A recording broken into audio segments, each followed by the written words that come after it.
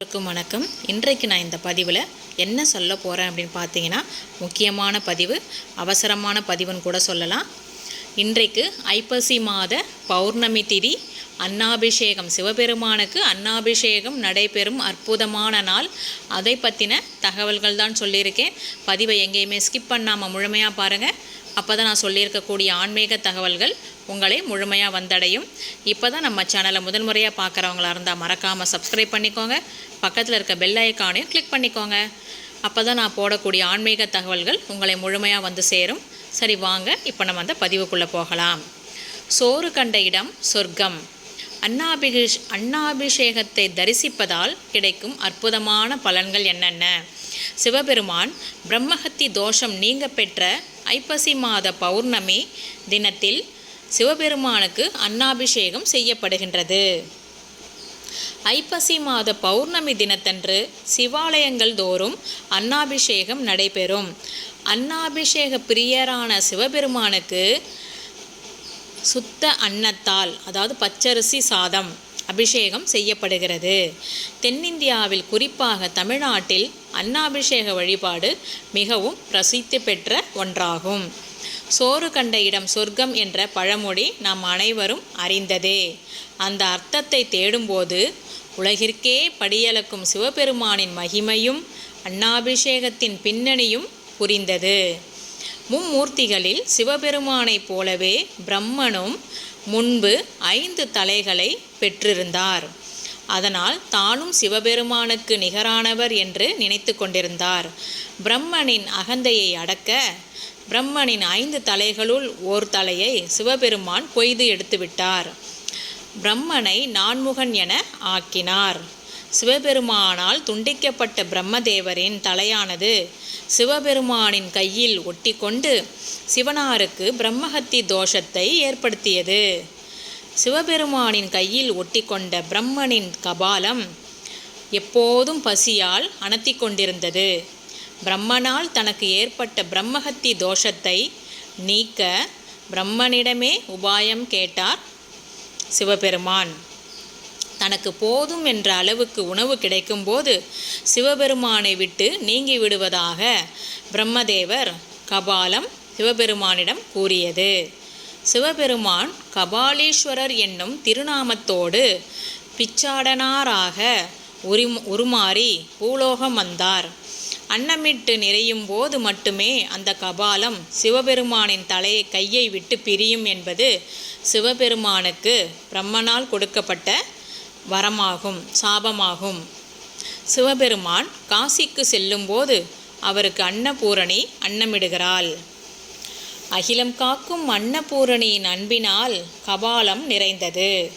இதனை அடுத்து சிவபெருமான் கையில் ஒட்டிக்கொண்டு அவரை படாத பாடுபடுத்திய பிரம்மனின் கபாலம் கீழே விழுந்தது. சிவபெருமானுக்கு பிடித்த பிரம்மஹத்தி தோஷமும் நீங்கியது. அன்னபூரணி அன்னை சிவபெருமானுக்கு அன்னமிட்ட நாள் ஐப்பசி மாதம் பௌர்ணமி திதி. இதனால் சிவபெருமான் பிரம்மஹத்தி தோஷம் நீங்க பெற்ற ஐப்பசி மாத பௌர்ணமி தினத்தில் சிவாலயங்களில் அன்னாபிஷேகம் செய்யப்படுகின்றது. ஐப்பசி பௌர்ணமி அன்று சந்திரன் தனது சாபம் நீங்கி முழு பொலிவுடன் 16 கலைகளும் நிரம்ப பெற்று முழு பொலிவுடன் உதித்து வருவார். அஸ்வினி முதல் ரேவதி வரையிலான 27 நட்சத்திரங்களும் சந்திர பகவானின் மனைவியர். அதில் ரோஹிணி நட்சத்திரத்தின் மேல் அதிக நாட்டமில்லாமல் சந்திரன் நடந்து கொண்டார். இதை தனது தந்தையிடம் ரோஹிணி புகார் செய்கிறாள். ரோஹிணியின் தந்தை உடல் தேயட்டும் என சந்திரனுக்கு சாபம் கொடுக்கிறார். சாபம் பெற்றதும் சந்திரனின் ஒவ்வொரு கலையாக குறையத் தொடங்கி சந்திர பகவான் பொலிவிழக்கிறார். சந்திரன் தனது தவறை உணர்ந்து தனது சாபம் நீங்குவதற்காக திங்களூர் கைலாசநாதரை வணங்கினார். சிவபெருமான் அருளால் சாபம் நீங்க பெற்ற சந்திரன் ஐப்பசி மாத பௌர்ணமி அன்று முழுமையாக பிரகாசிக்கின்றார். சந்திரன் பூமிக்கு மிக அருகில் தோன்றும் நாள் ஐப்பசி மாதமாகும். சந்திரனை முடியில் சூடிய சிவபெருமானுக்கு அந்த சந்திரன் முழு பொலிவுடன் இருக்கும் நாளான ஐப்பசி பௌர்ணமி அன்று சிறப்பு வழிபாடு செய்யப்படுகிறது. நவக்கிரகங்களில் சந்திரனுக்கு உரிய தானியம் அரிசி என்பதால் அன்று சிறப்பு வழிபாடாக பிறைசூடிய பெருமானான சிவபெருமானுக்கு அன்னத்தால் அபிஷேகம் செய்யப்படுகிறது. அன்னாபிஷேகத்தை தரிசித்தவருக்கு அன்று ஆண்டு முழுவதும் அன்னத்திற்கு குறைவு ஏற்படாது.